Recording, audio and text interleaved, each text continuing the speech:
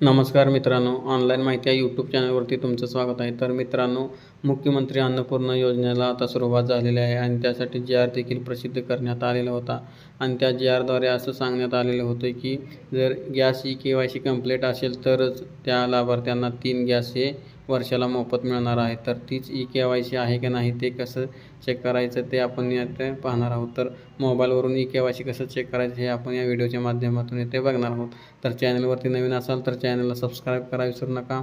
चला तर व्हिडिओला सुरुवात करूया. तुमच्या मोबाईलमध्ये क्रोम ब्राउझर ओपन करून तिथे सर्च बारमध्ये जो तुमच्याकडे गॅस आहे त्या गॅसचं नाव सर्च करून घ्यायचं आहे. तर इथं मी भारत गॅस कंपनीचं आहे त्यामुळं त्या भारत गॅस इथं सर्च करून घेत आहे.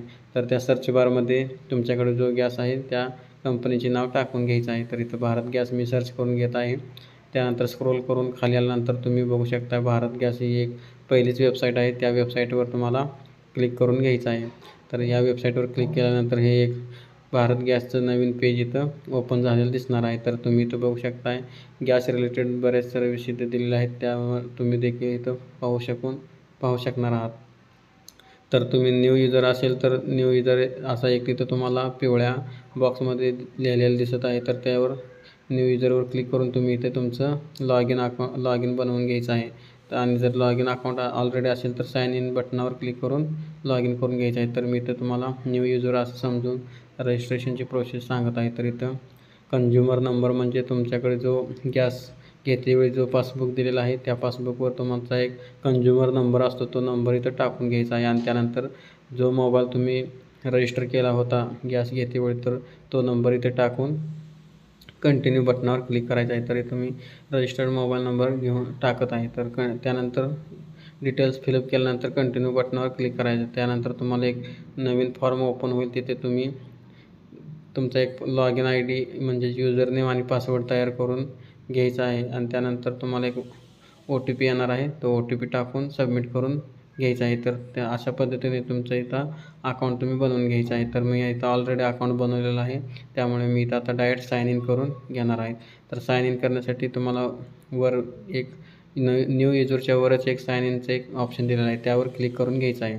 त्यानंतर इथं लॉग इन टॅब ओपन होणार आहे. तर लॉग इन टॅब ओपन झाल्यानंतर तुम्ही फक्त इथं तुमचा लॉग इन ID जो मगाशी तुम्ही तयार केलेला होता तो लॉग इन म्हणजे युजर नेम आणि पासवर्ड जो तयार केला होता तो पासवर्ड इथे टाकून खाली दिलेला कॅप्चा देखील त्या बॉक्समध्ये टाईप करून सबमिट बटनावर क्लिक करायचं आहे.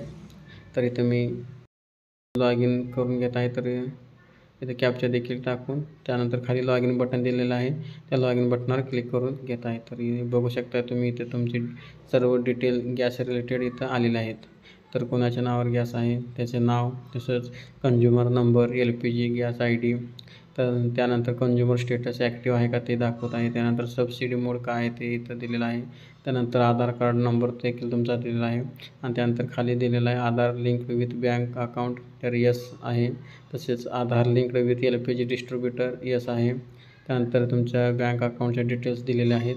त्यानंतर तुमचा ॲड्रेस, त्यानंतर कॉन्टॅक्ट डिटेल्स तुम्ही जे दिलेल्या होत्या गॅस घेतेवेळी ते देखील इथे दिलेलं आहे. त्यानंतर ईमेल ID, त्यानंतर डिस्ट्रीब्युटरचा ॲड्रेस दिलेला आहे. तर इथे सर्व डिटेल तुमचे इथं दिलेले आहेत. तर अशा पद्धतीने इथे तुम्ही बघू शकता Aadhaar linked with LPG distributor yes दिलं आहे. म्हणजे तुमची KYC ही कंप्लीट झालेली आहे. आणि त्यानंतर तुम्ही इकडे एक एडिट ऑफ प्रोफाईलचा एक ऑप्शन बघत आहे. तर या ऑप्शनवर क्लिक केल्यानंतर तुम्हाला हे इथं डिटेल्स सर्व दिसणार आहेत. आणि तिथे स्क्रोल करून खाली आल्यानंतर तुम्ही इथे KYC स्टेटस दिसत आहे. तर KYC व्हेरीफाईड असं लिहिलेलं दिसत आहे. असं पद्धतीने तुम्ही तुमची KYC इथं ऑनलाईन पद्धतीने चेक करणार आहात. तर KYC इथं व्हेरीफाईड आहे.